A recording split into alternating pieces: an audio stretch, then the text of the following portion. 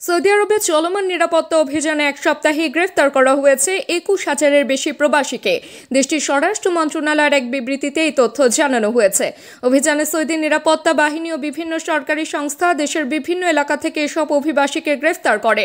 দেশের অভ্যন্তরীণ নিরাপত্তা ও শ্রম বাজারে শৃঙ্খলা বজায় রাখার স্বার্থে এই অভিযান জানায় সৌদি কর্তৃপক্ষ। এ ধরনের অভিযান নিয়মিত চালানো হচ্ছে যারা অবৈধভাবে বসবাস করছেন বা ভিসার মেয়াদ শেষ হওয়ার পরও থেকে গেছেন কিংবা অনুমোদিতভাবে কাজ করছেন এমন অভিবাসীরাই এর আওতায়। এদিকে মাত্র ৩ দিনে ১০টি নৌকায় চেপে ইতালির দক্ষিণাঞ্চলীয় দ্বীপ লাম্পেদুসায় অন্তত ৫০০ অভিবাসন প্রত্যাশী পৌঁছেছেন।